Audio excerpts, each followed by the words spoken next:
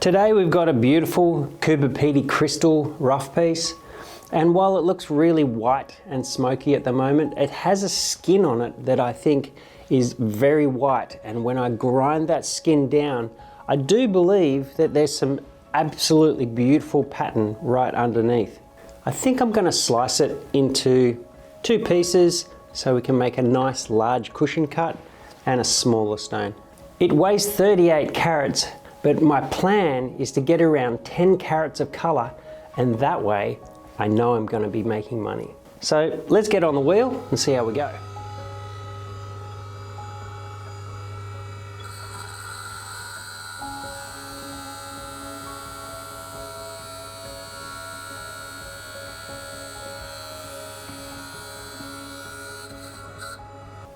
Alright, so we've sliced it in open, so I'm going for a nice cushion cut on the big piece. Oh wow, oh wow! That's so much nicer than I even imagined. Check out that! Yeah, baby! Whoa! That's beautiful. Pretty crazy. Oh my goodness.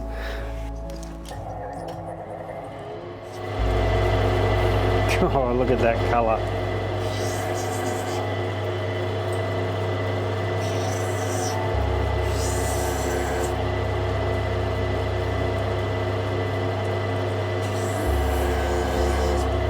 So I'm just going to take this white haze off the top, and I can see this, I think it's like a ribbon pattern just below it. And I dare say it's going to be beautiful. I'm going in.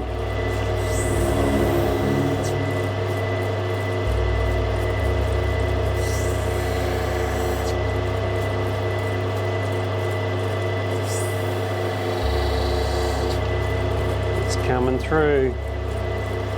That pattern is ridiculous.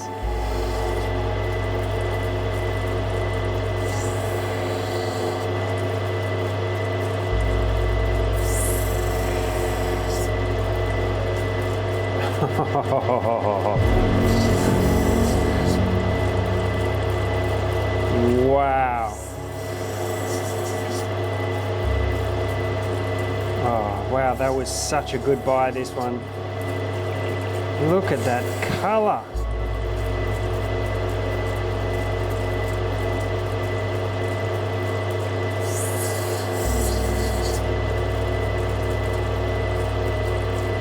That is magnificent.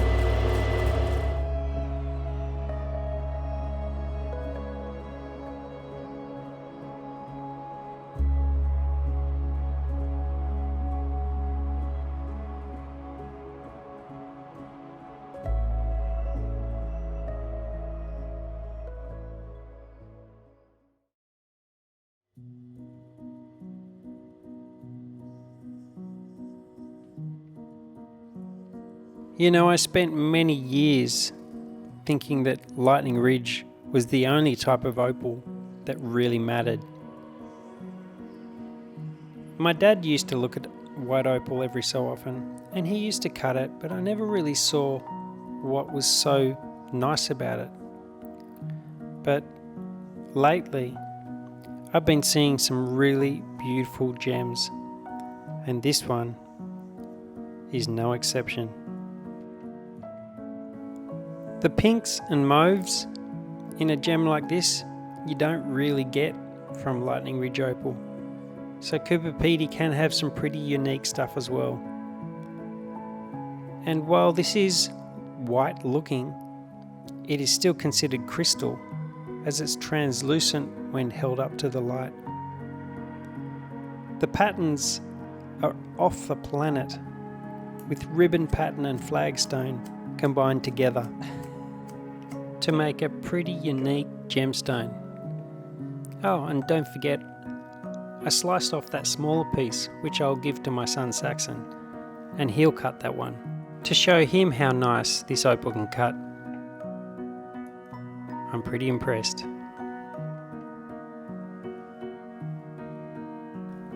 I've always learnt from my dad that this type of opal can have something we call cotton wool hidden within it.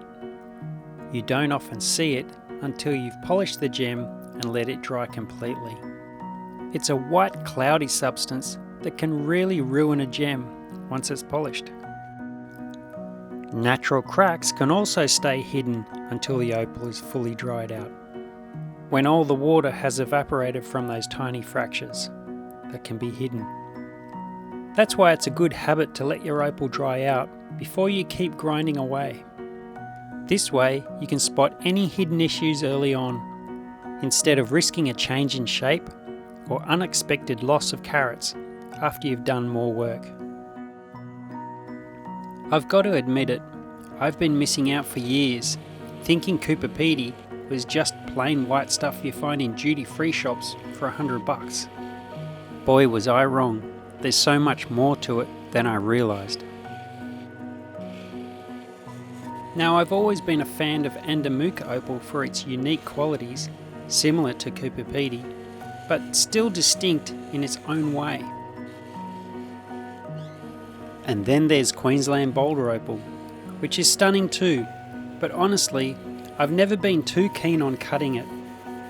Boulder opal comes with a lot of brown ironstone, and it can really mess up a workshop. And my workshop is already messy as it is.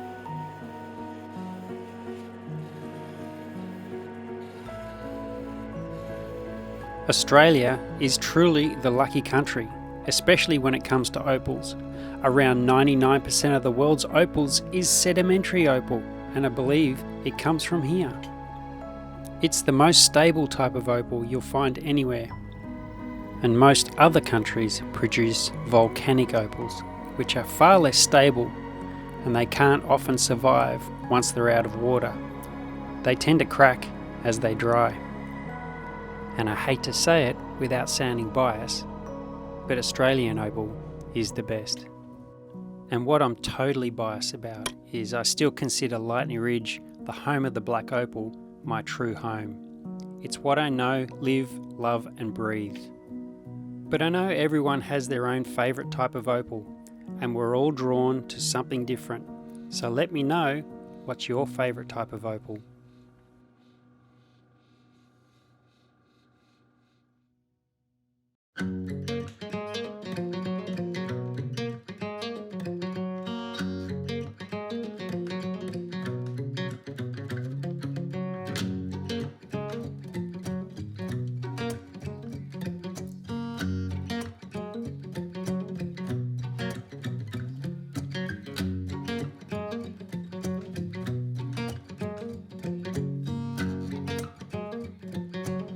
Well, I gotta say I'm super impressed with how the pattern turned out just underneath that white cloud, and it really put on a show.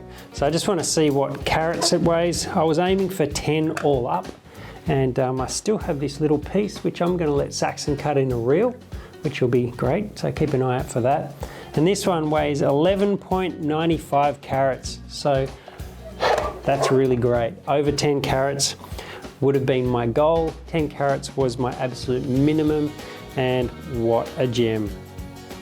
And coming in at over $10,000 value, I gotta be happy with that one. That is beautiful, hey? Gorgeous ribbon pattern. Gotta be really happy with that. That's so nice. And this one is yours to cut. See you later. All right, good fun.